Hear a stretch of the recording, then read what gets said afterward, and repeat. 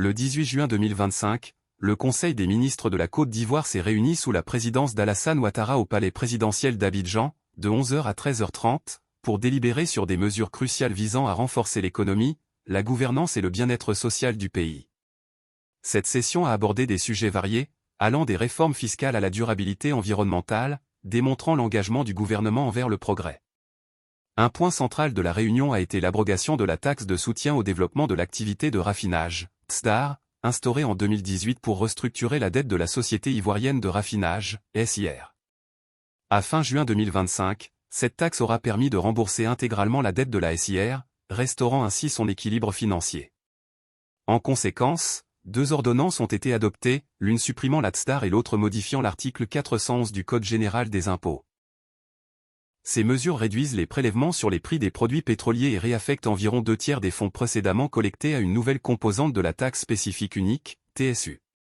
Ces ressources, estimées à 50 milliards de francs CFA par an, financeront des investissements prioritaires dans le secteur de l'électricité, comme le programme d'électricité pour tous, afin de pallier les difficultés structurelles du secteur. Le Conseil a également adopté 3 décrets pour renforcer le système statistique national, SSN. Ces décrets fixent les modalités d'attribution du visa statistique, les conditions de tarification des produits statistiques et les protocoles de communication des données administratives. Ces mesures visent à garantir la fiabilité, la transparence et l'accessibilité des données statistiques, renforçant ainsi la confiance des partenaires internationaux et du public. Dans le domaine de la justice, un décret a introduit le certificat de nationalité numérique et l'attestation recognitive de nationalité. Ces innovations simplifient les démarches administratives en permettant la délivrance électronique de ces documents et en dispensant les citoyens disposant d'un certificat non contesté de renouveler leur demande. Cette modernisation s'inscrit dans la dynamique de digitalisation des services publics. Le secteur minier n'a pas été en reste, avec l'attribution de 3 permis de recherche pour l'or à des entreprises locales dans les départements de Djekanou, Oumé, Toumodi, Danané et Kong. Ces permis, valables 4 ans, respectent les normes techniques et environnementales, renforçant l'exploitation responsable des ressources. Sur le plan international, le Conseil a ratifié l'accord de Samoa, signé en 2023, qui remplace l'accord de Cotonou. Cet accord avec l'Union européenne et l'OEA favorisera l'accès aux marchés européens, l'expansion des exportations ivoiriennes et l'attraction de capitaux étrangers.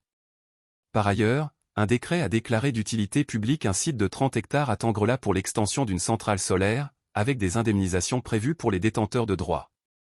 Le programme de vérification de la conformité des produits importés a été renouvelé pour 5 ans, après des résultats probants depuis 2017. Ce programme, porté par des opérateurs comme Bureau Veritas et SGS, protège les consommateurs contre les produits non conformes ou dangereux. Sur le plan social, le projet Popote familial a été lancé pour soutenir 2000 ménages vulnérables à travers une aide alimentaire et non alimentaire de 50 250 francs CFA par mois, de juin à décembre 2025. Ce projet, d'un coût de 647,2 millions de francs CFA, complète les filets sociaux existants. Enfin, le Conseil a soutenu la candidature de Namisata Sangaré, présidente du Conseil national des droits de l'homme, pour un poste à la Commission permanente indépendante des droits de l'homme de l'OCI, et a nommé Madame Mi-Hortense comme secrétaire exécutive de l'organisation du corridor Abidjan-Lagos.